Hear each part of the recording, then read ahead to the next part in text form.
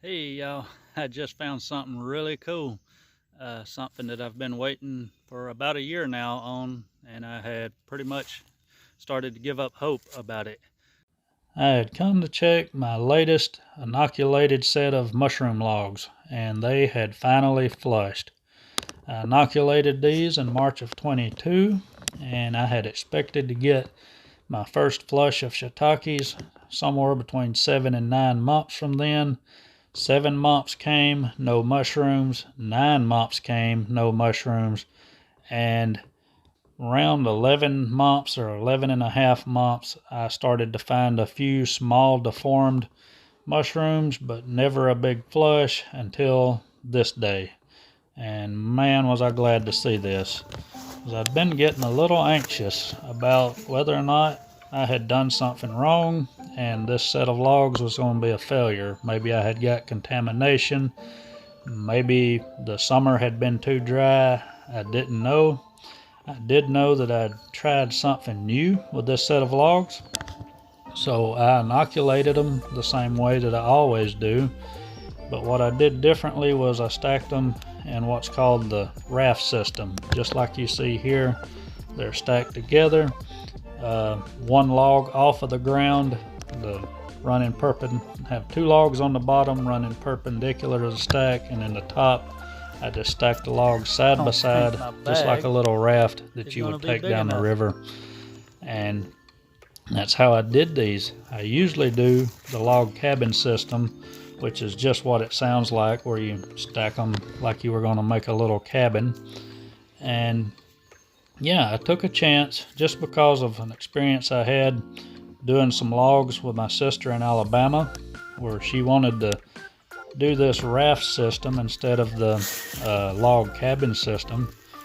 And I didn't think it was a good idea at the time. I was afraid they would be more susceptible to contamination. I thought the logs would break down too fast and kind of cut short the life of the mushroom production. But when we did it that year, I had did some of my own logs here in Arkansas around the same time, and my sister wound up getting her first flushes of mushrooms probably 2 to 3 months ahead of me.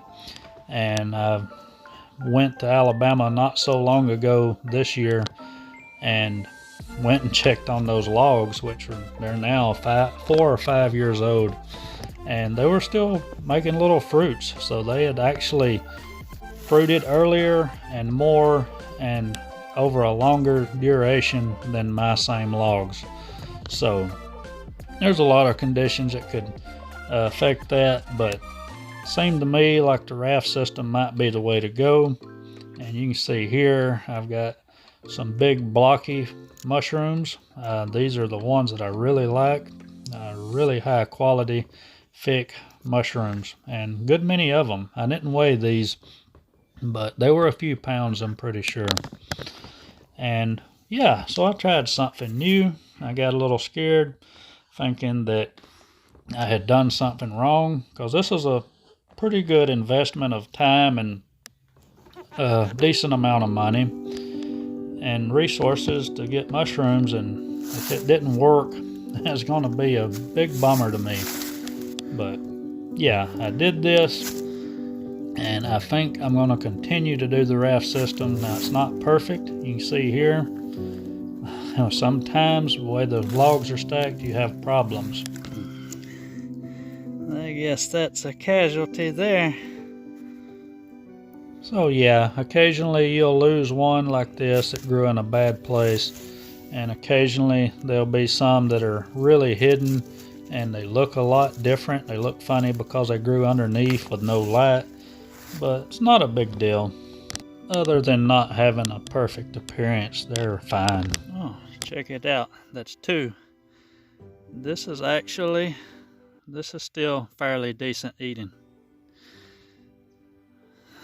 So in my opinion, the pros do outweigh the cons, and this is an improvement to my growing style, and that in itself is a cool feeling. That whereas before, when I first started this and I didn't know anything, that I was making decisions based on what I had read and what I'd seen online, now I'm actually dialing in my growing style with my own personal experiences, and this feels good to have a skill set and the experience to improve on it myself. So I don't have any way of weighing these out here, but that is a pretty decent harvest. And I want to show you something. This is why I like these first flush so much, because you get some of these, what I think are like poster child perfect mushrooms. So I'll show you what I'm talking about, show you the haul, and yeah, uh, this was worth a year's wait. This is really awesome. Now I regret not doing another round this year, like another succession, but oh well. There's the harvest. There's the little bag that I brought. Uh, Not quite good enough. So yeah, this raft system, I like it. Some of these really miscolored and funny ones, and then the casualty I showed you, that's one of the things, because the way you're stacked, some of them will have a little funnier way of growing. But as far as a perfect shiitake, in my mind, if I was going to make like a poster, these guys right here, and they're not the biggest ones. Let me set them. Let's see. We'll set them over here. They're not the biggest ones, but they're super meaty for their size. And I'm gonna throw this guy in here. I've talked about this before, but the way that the veil is unraveling, well, the veil's gone, but the way that the cap is folding out, to me, that's the perfect stage. And if I can get a profile here, just show you, these gills are not that deep, and so there is a lot of meat there. So when you're cooking them, this is just really thick and meaty, and like I could see somebody that was on the vegan side of things using this as a meat substitute.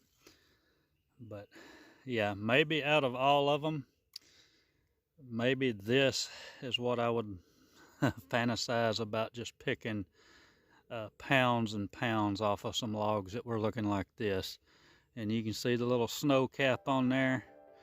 Some of them it's more obvious than others. But just to review the veil thing, like look at those, and then this is almost past the point, but you know, I'm not going to cull this at all. It's still going to eat well, but you can see how the cap has flared out, and not long from now this thing would have went downhill pretty quickly. But yeah, there it is.